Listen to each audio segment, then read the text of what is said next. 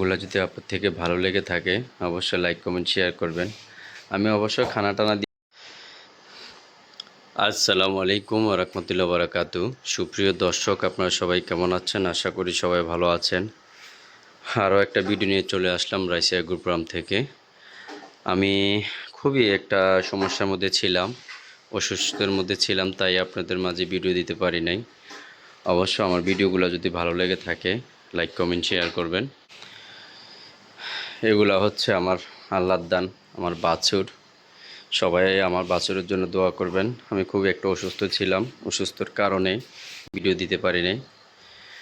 যারা আমার ভিডিওগুলো দেখেন আপনাদের কাছে একটি আবদার, যে একটি অনুরোধ, সবাই মাশাআল্লাহ বলবেন, কোনো খারাপ নজরে দেখবেন না।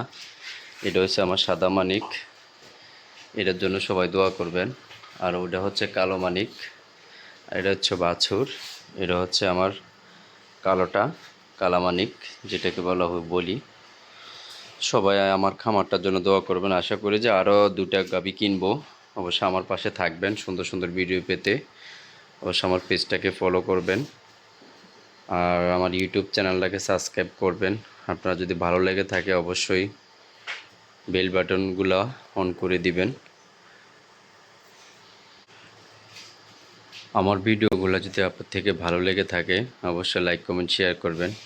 আমি অবশ্যই খানা টানা দিয়ে ফেলেছি, কিন্তু মশার কামড়ে গরুগুলা বেশি একটা করে লাপায় মশার কামড়ে। যাক, এখন হচ্ছে গিয়ে কয়েলটা জ্বালাই দিব।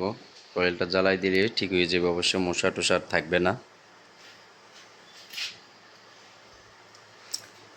আমার ভিডিওগুলো আপনারা সম্পূর্ণ ভিডিও দেখবেন, তাই না দেখলে অবশ্য বুঝতে পারবেন না। এই যে গরুগুলার, আপনি যারা ছোট খামারি আছেন, বড় খামারি আছেন, সব গরুগুলো আপনারা পরিষ্কার রাখতে হবে। গরু যদি পরিষ্কার না রাখেন, পরিচ্ছন্ন না রাখেন, তাহলে আপনারা যেখানে জীবাণু আক্রান্ত করতে পারে। আমি সবসময় গরুগুলা পরিষ্কার রাখি।